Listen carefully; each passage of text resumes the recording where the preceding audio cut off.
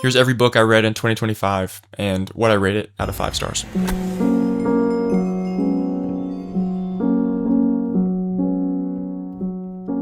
Project Hail Mary, great sci-fi book, gonna be a movie soon, 3 out of 5. A little too silly sometimes for me. Hind's Feet on High Places, 5 out of 5. Incredible biblical allegory of just the Christian walk. The Pilgrim's Regress by C.S. Lewis. It's kind of a spin on Bunyan's allegory, which was very popular at the time. This was a bit conceptually very difficult for me to wrap my head around. The way it was written was very tricky. I'm glad I read it, but it was kind of a chore to get through compared to some of C.S. Lewis's other books. The Ruthless Elimination of Hurry, super popular in Christian circles, very digestible, a lot of just great bites to apply to your life, but ultimately, just slow down, take some rest. That's what Jesus did. It's important for you. The Practice of the Presence of God by Brother Lawrence. This is the shortest book you're ever gonna read. It's like that thin. You can read it in like an hour, 2 hours maybe, if you're kind of slow. This is a really great book. It kind of shows you a life devoted to Christ that you don't really see in your daily life, and just someone who is so near to God. It's inspiring and it's really great, and I think everybody should read it. Live No Lies by John Mark Comer. This was an audiobook I listened to, and I honestly don't really remember much of it. I think I gave it a 4 out of 5, but the next book I read, which I need to reread as well, is called Praying Like Monks, Living Like Fools by Tyler Staton. Just a great book on prayer in the Christian life. Admittedly, I think I gave it a 5 too quickly. I didn't write a review when I logged it, so I kind of forget a lot of the things about it, so I can't with full confidence tell you some great takeaways about it. I remember really enjoying it, but this was like in February, so it's been a long time. Next I read The Four Loves by C.S. Lewis. I give this 5 stars. Incredible book, going through the types of loves. You should read it, it's great. Gentle and Lowly. Great book describing the heart of Christ towards us as sinners. It's the most encouraging book you're ever going to read. Sure, it points out the sin in our lives, but it shows you that Christ as the Redeemer, as a helper, that is his purpose and why he came to earth. It's when we need him most, when we're in our most desperate places, at our lowest points, that's when he loves us. He's able to love us the most when we cry out to him for help. So, great book. Everyone should read it. Next, couldn't be more of a different book. I'm steadily working my way through Philip K. Dick's books, who wrote Do Androids Dream of Electric Sheep, adapted into Blade Runner. Blade Runner is one of my favorite sci-fi worlds ever. I think Philip K. Dick is one of the most prolific and talented sci-fi authors, with a caveat because he's super weird, a little too weird for me, very psychedelic, very drug-induced, but he was very popular, and I enjoy his books for the most part, but this one, A Scanner Darkly, was one that I couldn't really get behind. I felt like I was wasting my time. I felt like there was better things I could be doing, so made it through it. It's low on my list of Philip K. Dick books. I can make another video ranking his books later because he has some really great ones. Ubik, Do Androids Dream of Electric Sheep. Holy cow, it's a mouthful every time. But those are great books. You should read them. They're fun. If you like sci-fi. If you don't like sci-fi, don't read them then. Loveology, John Mark Comer's book on love. I think it's good. We don't need to get into the details, but following this book, I read Single Dating Engaged Married by Ben Stewart. If you know anything about Ben Stewart, I frankly know very little, but you've probably heard the talking points he talks about in this book before. But that said, it's a great book. So if you've never read his stuff before and you're looking for advice on dating, which I very much was at this month of the year, great book. It's a great book and gave me a lot of just direction and guidance and just useful things to think about, to chew on. Next, I read The Hunger Games. I don't even need to say anything about this. We all know what The Hunger Games is. I give it a 4 out of 5. I'm not like a die-hard teen dystopian. The movies are good. They're not like perfect. They're pretty good. This is it's exactly the same. It's like literally the same as the movie. So I watched the movie first. I like the movie. The book doesn't have Jennifer Lawrence. You need to leave. This is the only one I've read of the whole series, so I gotta read the rest soon. Next, this is probably the best book I read this year. All Quiet on the Western Front. Let me go get it. This whole time, I should have been... Oh my days. Okay, you know what? I'm not gonna go back and film all those, because some of them are audiobooks and they'll ruin the consistency of everything.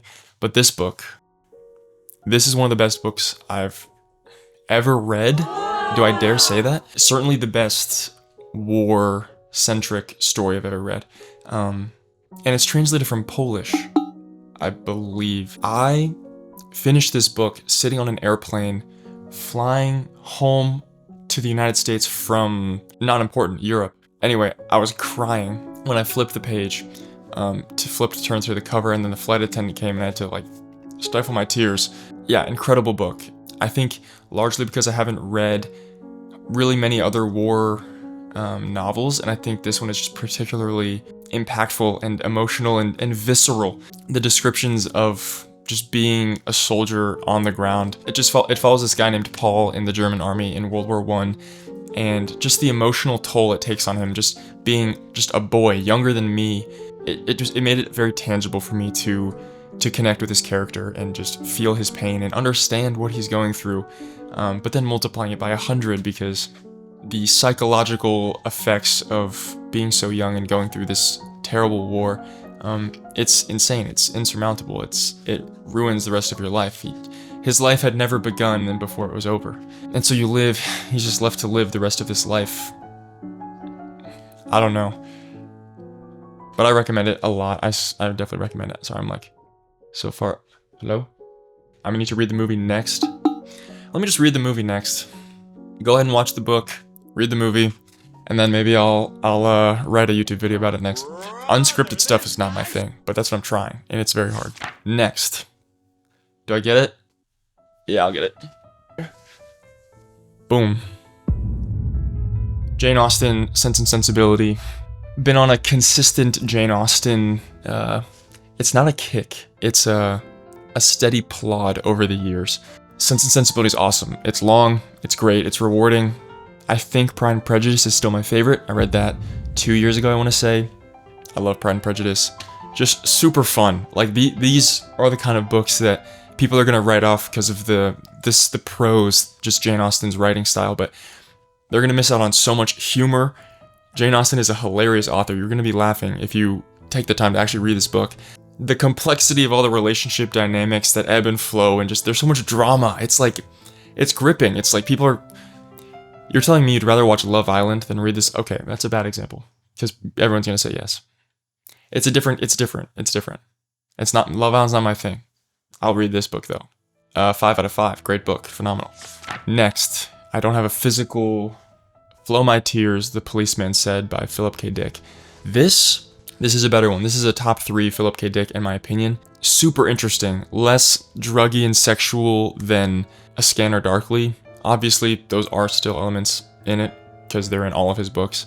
But this one was really interesting. This one deals a lot with just ideas of identity and like who you are in society and these power dynamics. You're gonna get confused because there's a lot of layers to people. Essentially, you're following this guy who wakes up in a world where no one knows him anymore. He was an incredibly famous, influential TV figure, and then suddenly one day no one knows who he is, and so he's trying to figure out what happened.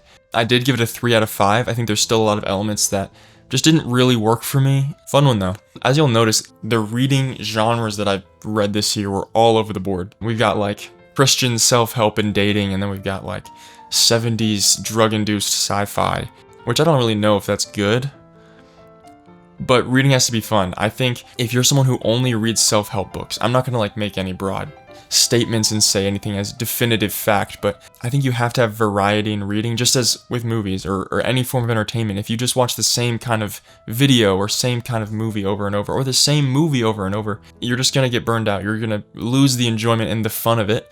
So anytime I find myself reading a lot of self-help books or a lot of Christian books, I like to supplement it with a sci-fi book or a historical fiction or something like that, because I think those are really fun, and so I just want to keep the fun. I don't know.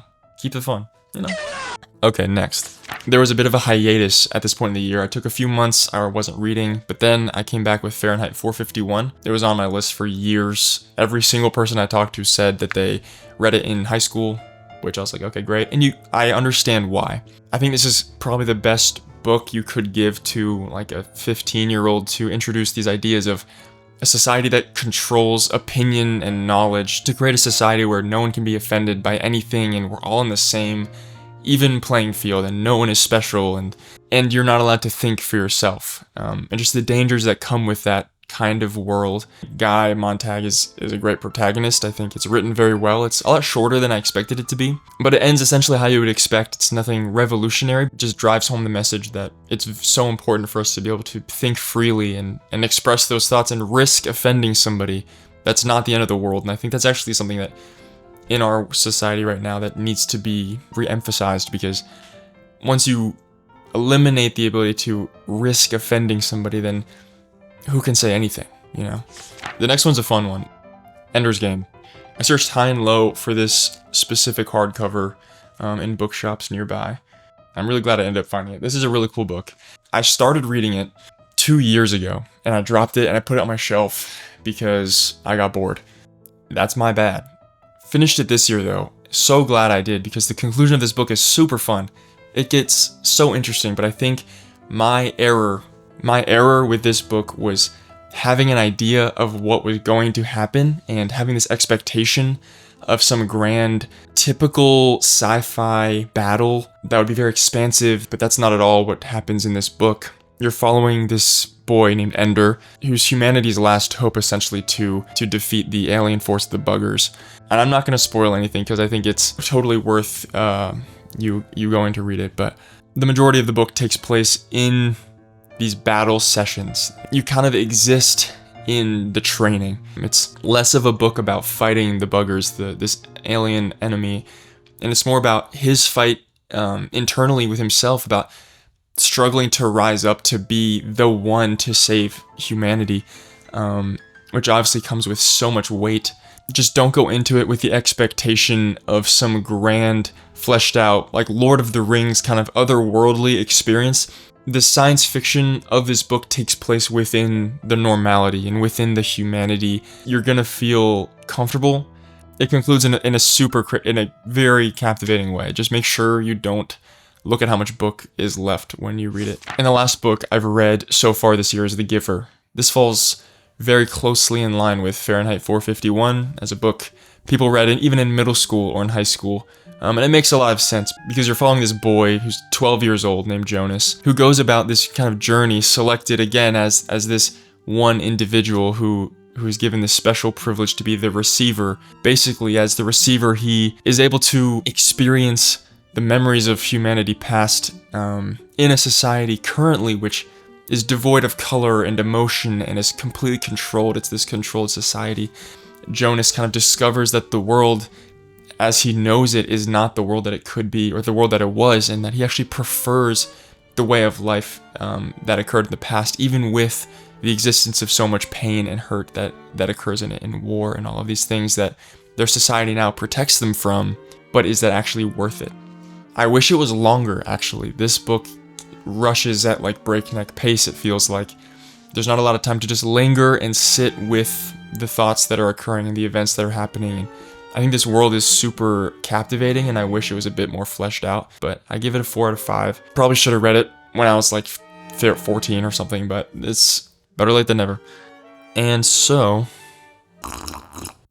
those are the books I've read so far. So I just wanted to kind of give a brief overview there, just to kind of document it. I want to talk about books more. I want to talk about movies that are based on books. I want to compare movies to their books. Stories. I need to get better. I've been looking up here. Chin up. Sorry.